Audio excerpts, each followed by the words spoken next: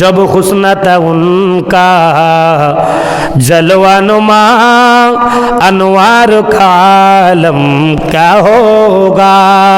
हर कोई फिदा है बिन देखे दीदार का आलम क्या होगा।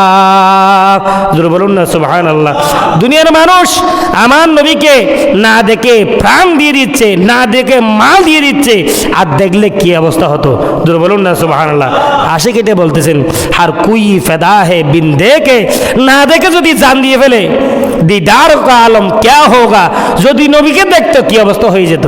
জোরে বলুন না সুবহানাল্লাহ। কিন্তু এইরকম না দেখে কিছু জান দিচ্ছে আমার নবীর জন্য, নাম বললে ফানা হয়ে যাচ্ছে, দুই চোখের ফানি দিয়ে ছেড়ে দিচ্ছে, এরকম এখন আশিক রাসূল আছে, কিয়ামত পর্যন্ত থাকবে। তবে নবী সাহাবায়ে কেরামদের মর্যাদা আর এখন বর্তমান যুগের মানুষের মর্যাদা আকাশ পাতাল বেশ কম।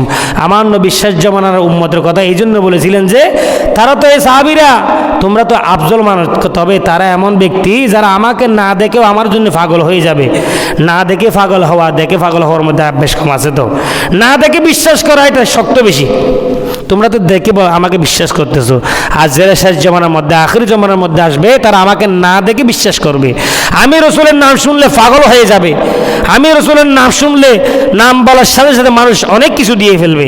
তোমরা আমাকে দেখে আমার কথা শুনে আমার জন্য জান দিয়ে ফেলতেছো, মাল দিয়ে ফেলতেছো। শেষ জমানার আখির উম্মত যারা আছে তারা আমাকে না দেখে জান দিবে, মাল দিবে, দন দিবে, দৌলত দিবে। তারাও এক প্রকার দিক দিয়ে তারাও তোমাদের চাইতে উত্তম। জোরে বলুন না সুবহানাল্লাহ। তো আমরা গোসে বাকের ফাতিহা করি, খাজা গরিবিন আমাদের ফাতিহা করি, সাথে সাথে সিদ্দিক আকবরের ফাতিহা করবেন। আশরায়ে মুবাশশার অন্যতম সাহাবা সিদ্দিক আকবর, আমার জন্য নবীর জন্য জান প্রাণ দিয়ে ভালোবেসেছেন সিদ্দিক আকবর। এই সিদ্দিক আকবরের বিনিময়ে আল্লাহ রসুল দিবেন কাল কিয়ামতের ময়দানে। আমার নবী বলছেন, খানা রফিকি ফিল জান্নাহ, দুনিয়ার মধ্যে যারা একজনের সাথে একজন মহব্বত হয়েছিল তাদের সাথে কিয়ামতের ময়দানে এক একজনের সাথে একজনের বন্ধু হবে, আর আমার বন্ধু হবে সিদ্দিক আকবর। বলুন না সুবহানাল্লাহ। কারণ সিদ্দিক আকবরের কয়টা জিনিস ছিল, তার একটা আশা ছিল, সে মায়েশা সিদ্দিকা তার মেয়েকে আমার নবীর জন্য হেবা করে দেওয়া, দান করে দেওয়া, তার জানটা নবীর জন্য দিয়ে দেওয়া, তার জন্য যা কিছু আছে দুনিয়ার সব চাইতে আমার নবীকে ভালোবাসা। বলুন সুবহানাল্লাহ। এটা সিদ্দিক আকবর একটা আশা ছিল, হুজুর আমার মনে চায় আমার মেয়েটা আপনার জন্য দিয়ে দিই। আমার নবীর 11টা থেকে 13টা তাফসীরে আছে, তবে হাদিস আছে 11টা। অন্যান্য মেয়ে যেগুলো আল্লাহ রাসূল বিয়ে শাদী করেছেন সবাই ছিল বিবাহিত, মায়েশা সিদ্দিকা ছিল অবিবাহিত। হ্যাঁ, একটা জিনিস এখানে একটা মাসালা আছে, আল্লাহ রাসূল বিবাহিত মেয়ে এখানে বিয়ে করলেন। তার মানে একটা যদি স্বামী মারা যায় ওই মেয়েকে বিয়ে করে নিজের কাছে স্থান দেওয়া, এটা আমার নবীর একটা সুন্নত।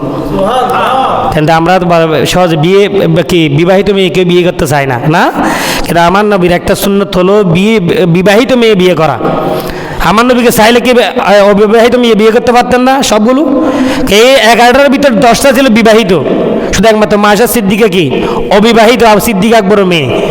তো যদি কোনো মানুষ, কোনো যুবক ছেলে যদি কোনো স্বামী মারা গেছে বা ডিভোর্স হয়ে গেছে, এরকম অনেক মেয়ে আছে না বর্তমানে, ডিভোর্স এখন বেশি, এরকম একটা মেয়ে যদি আপনি করে স্থান দেন তাহলে আপনি অনেক সওয়াবের মালিক হবেন, বরং আমার নবীর একটা সুন্নত এখানে আদায় হবে। আর পরামর্শ দিবেন, অনেক সে যুব মানুষ আছে স্ত্রী মারা গেছে বা স্ত্রী বা ফালাই গেছে, অনেক কিছু সমস্যা হয়।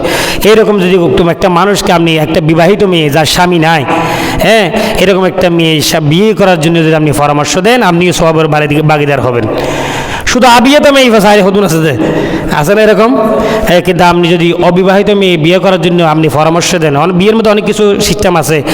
আপনার এই বিয়ের মধ্যে যদি আপনি যৌতুক নেওয়ার জন্য পরামর্শ দেন আপনি গুনাহগার হবেন।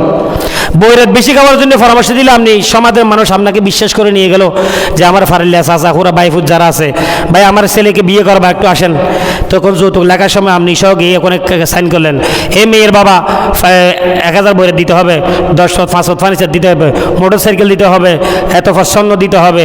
যদি আপনি সমাজের সমাজপতি বা আত্মীয় স্বজন হয়ে এই জিনিসটা যে লিখতেছেন যৌতুক হারাম, আপনি বিয়েতে গেলেন আপনি গুনাহগারের কাতার মধ্যে আপনার লিস্টির মধ্যে নামটা উঠে গেছে।